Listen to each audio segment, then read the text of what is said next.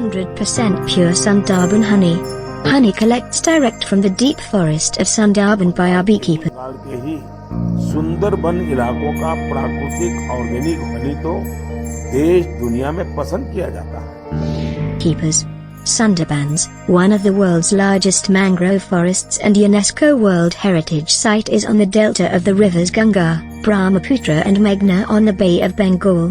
People in and around the forests of Sundarbans have been collecting honey from wild bee colonies in the face of deadly tiger attacks for ages.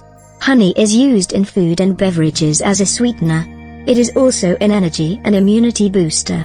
Sundarban Fresh provides 100% pure honey to their nationwide clients. नमस्कार किसान भाइयों, मैं doctor DK Gupta, कृषि वैज्ञानिक, आज आपसे drip irrigation, जिसे हिंदी में टपक सिंचाई प्रणाली भी कहते हैं, इसके बारे में विचार विमर्श करने के लिए आपके समक्ष उपस्थित हूँ। किसान भाइयों, कृषि में जल का सबसे महत्वपूर्ण योगदान है। इसके बिना कृषि संभव नहीं है। आज हमारे देश में कुल 160 मिलियन हेक्टेयर ज़मीन कृषि योग्य अवेलेबल है, जिसमें से केवल 40% एरिया ही हम इरिगेट कर पाते हैं। बाकी लगभग 60% एरिया वर्षा पर आधारित है। यदि वर्षा हुई तो उसमें खेती होती है, अदर जिस सीज़न में वर्षा नहीं होती है वहाँ पर खेती नहीं होती उस सीज़न में। 40% एरिया जो इरिगेटेड है उसमें भी पानी की समस्या हमेशा बनी रहती है, क्योंकि ज़मीन का जलस्तर कम होता जा रहा है, कुएं, तालाब, नदियाँ सूखती जा रही हैं, अतः सिंचाई के लिए पानी मिलना मुश्किल होता जा रहा है। पानी की समस्या से निपटने में ड्रिप इरिगेशन एक बहुत महत्वपूर्ण योगदान देता है। एक बहुत ही कारगर तरीका है पानी की समस्या को कम करने के लिए। जब हम सरफेस इरिगेशन करते हैं, सरफेस इरिगेशन यानी कि आप नाली के द्वारा पानी खेत के पास लाते हैं, फिर खेत में पानी जो है आप छोड़ देते हैं, इसे बोलते हैं फ्लड इरिगेशन या सरफेस इरिगेशन।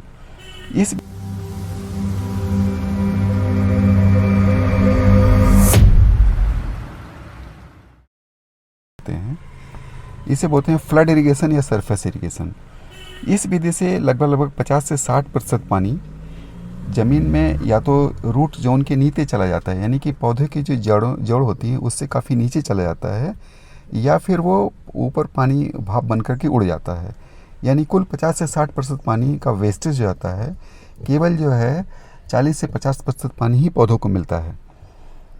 इसमें काफ़ी वेस्टेज होता है।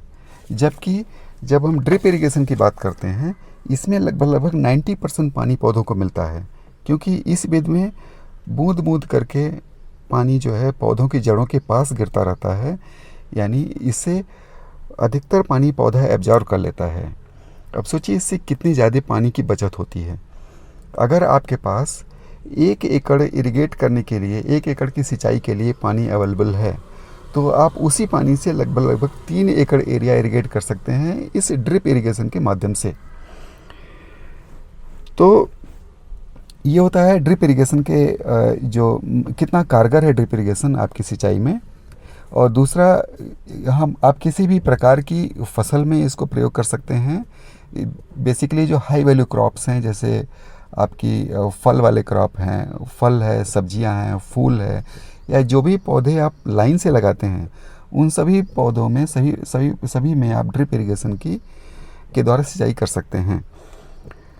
और चाहे ज़मीन ऊपर हो, नीची हो या आड़ी तिरछी हो, कैसे भी ज़मीन में बगैर लेवल किए आप ड्रिप इरिगेशन कर सकते हैं। बाकी तरह की सिंचाई में जैसे आप सरफेस इरिगेशन कर रहे हैं, यानी कि आप फ्लड इरिगेशन कर रहे हैं, उसमें अगर ज़मीन को लेवल नहीं करेंगे तो पानी ऊपर चढ़ेगा ही नहीं, इरिगेशन ही नहीं हो पाएगा। जहाँ ज़मीन नीचे है वहाँ पर पानी भर जाएगा, ऊपर पानी जाएगा ही नहीं। बट ड्रिप इरिगेशन में ऐसा नहीं है। चाहे ज़मीन ऊपर हो, नीची हो, कैसी भी हो, आप पूरे एरिया को इरिगेट कर सकते हैं बगैर लेवल किए हुए। अब हम आपको ड्रिप इरिगेशन के फ़ायदे के बारे में बताएंगे, क्योंकि ड्रिप इरिगेशन बूंद बूंद करके पौधों को मिलता है। जैसे पानी ड्रिप बूंद बूंद करके पौधों के पास मिलता रहता है, इससे वहाँ हमेशा नमी बनी रहती है पौधों के जड़ों के पास। इससे पौधा बहुत ही हेल्दी रहता है और इससे मतलब पौधा स्वस्थ रहता है और इसमें रोग प्रतिरोधक क्षमता अच्छी बनी रहती है, इससे रोग नहीं आते हैं। दूसरा, ड्रिप इरिगेशन में आप ड्रिप लाइन में फर्टिलाइज़र ऐड कर दें तो सीधे वो जड़ों, पौधों की जड़ों के पास पहुंच जाता है, जिसे हम फर्टिगेशन भी कहते हैं। यानी फर्टिलाइज़र और इरिगेशन दोनों साथ साथ हो जाता है। इसमें आपको अलग से फर्टिलाइज़र ब्रॉडकास्ट करने की ज़रूरत नहीं है, फर्टिलाइज़र छिड़कने की ज़रूरत नहीं है, जिसमें आपको लेबर की बचत होती है। और दूसरा, आपको क्वांटिटी कम लगती है। जब आप ब्रॉडकास्ट करते हैं तो फर्टिलाइज़र की क्वांटिटी ज़्यादा लगती है, जबकि ड्रिप इरिगेशन में आप सिर्फ पौधों के पास ही दे रहे हैं, बाकी एरिया में फर्टिलाइज़र नहीं डाल रहे हैं, जो इस नाते इसमें फर्टिलाइज़र की क्वांटिटी भी कम लगती है, अतः आपका खर्चा भी बचता है।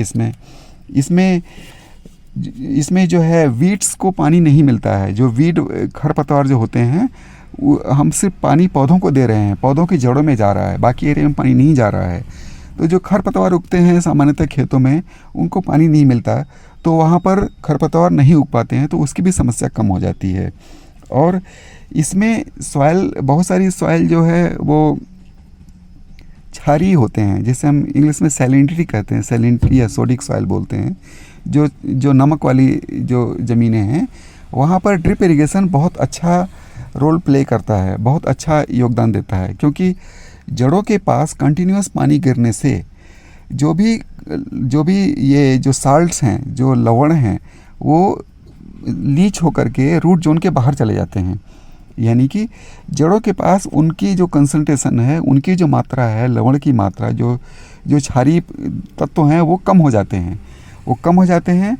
तो पौधा जो है आसानी से बाकी न्यूट्रिएंट्स को एब्जॉर्ब करने के लायक हो जाता है, पौधा स्वस्थ हो जाता है, सॉइल आपकी उस एरिया की स्वस्थ हो जाती है। तो इवन जो क्षारीय ज़मीन है उसमें ये बहुत ज़्यादा उपयोगी है। तो ये देखिए, इसमें जो है एक तो आपको इरिगेशन करने के लिए लेबर लगता है, उसकी ज़रूरत नहीं रहती है। एक बार आपने स्विच ऑन कर दिया तो पूरा एरिया अपने आप इरिगेट हो जाता है। इसमें आपको लेबर लगा करके इरिगेशन करने की ज़रूरत नहीं पड़ती है।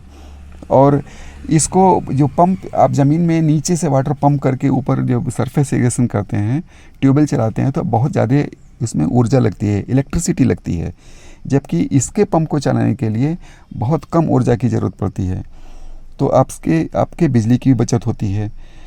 और हाँ, बड़े एरिया को आसानी से इरिगेट कर सकते हैं, और इसमें जो है इरोजन नहीं होता है। बाकी जब सरफेस इरिगेशन करते हैं तो ज़मीन की जो मृदा है, वो ऊपर की ज़मीन कट करके नदियों में, नदी नाले में बह जाती है।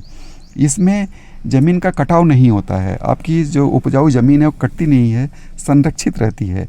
और इसमें चूँकि कम पानी देते हैं तो पानी लीच नहीं होता है। लीच यानी कि नीचे बह करके अंदर नहीं जाता है, सिर्फ रूट जोन में ही रहता है। तो इससे क्या होता है कि जो भी फर्टिलाइजर न्यूट्रिएंट्स हैं वो बह करके ज़मीन के काफ़ी नीचे नहीं जाते हैं, जो जा कर के वाटर टेबल जो होता है उसको जल स्तर को प्रदूषित नहीं करते हैं। इस नाते ये एक जल प्रदूषण को कम करने के लिए भी उपयोगी है। अब बात आती है, ये तो हो गए इसके फ़ायदे। अब बात आती है कि इसमें नुकसान क्या है। नुकसान सिर्फ इसमें एक ही है कि इसकी लागत ज़्यादा आती है, शुरुआती लागत ज़्यादा आती है, इसको लगाने की लागत ज़्यादा आती है। कितना आती है? लगभग 45 से लेकर के 60,000 रुपये एकड़ का खर्चा आता है। अब सरकार ने इस समस्या का भी समाधान निकाल दिया है। जैसे बहुत सारी योजनाएं सरकार ने निकाली हैं। जैसे आप ले लीजिए, केंद्र की तरफ से प्रधानमंत्री कृषि सिंचाई योजना, इसमें ये जो आप 45 से 60,000 रुपये का जो खर्चा करते हैं, उसमें 55% सब्सिडी स्मॉल और मार्जिनल फार्मर्स को, जो छोटे और मध्यम वर्गीय और छोटे फार्मर्स हैं, उनको जो है 55% जो है छूट दी गई है। और जो उससे जो बड़े फार्मर हैं, बाकी सभी फार्मर्स को 45% की छूट दी गई है केंद्र की तरफ से। अब आती है, बहुत सारे जो राज्य सरकारें हैं उन्होंने भी अपने स्तर पर अपने एरिया में ड्रिप इरिगेशन को बढ़ावा देने के लिए सब्सिडी का अरेंजमेंट कर रखा है। जैसे अधिकतर राज्यों की बात करें, उसमें SC ST जितने भी लोग हैं उन सभी के लिए ये 100% फ्री है, 100% फ्री है। जो भी बैकवर्ड कास्ट के लोग हैं उनको 90% फ्री है। जो भी स्मॉल एंड मार्जिनल फार्मर्स हैं 90% फ्री है। जो भी अदर कास्ट के लोग हैं उनको 80% फ्री है। ये स्टेट वाइज बहुत सारे स्टेट्स में लागू किया गया है और हर स्टेट का अलग अलग जो है वो निर्धारण किया हुआ है, जिसे आप ऑनलाइन आप चेक कर सकते हैं। अब इसको लें कैसे अप्लाई कैसे करें, इसके लिए भी सरकार ने बड़े ही इसको आसान तरीका बना रखा है। आपका लैंड का डॉक्यूमेंट और आपका आधार कार्ड और आपका कास्ट का सर्टिफिकेट, ये 3 चीज़ आपको ऑनलाइन पोर्टल पर जाकर के अपलोड करना होता है, यानी ऑनलाइन पोर्टल पर जाकर के जमा करना होता है। जाकर के जमा करिए, फॉर्म भर दीजिए, आप उसके लिए अप्लाई कर दीजिए, आप इसके लिए इजीली इसको सैंक्शन हो जाता है, आप बड़े आसानी से इसका उपयोग कर सकते हैं। तो और इसके अलावा कोई समस्या नहीं है, आप अपने कम अवेलेबल पानी से ही ज़्यादा एरिया को सिंचाई कर सकते हैं, ज़्यादा उपज ले सकते हैं, ज़्यादा आप इनकम ले सकते हैं। इसीलिए इस विधि को अपनाएं और इस पानी की समस्या से निजात पाने के लिए ड्रिप इरिगेशन एक बहुत ही महत्वपूर्ण प्रणाली है, इसका उपयोग करें। धन्यवाद किसान भाइयों, धन्यवाद।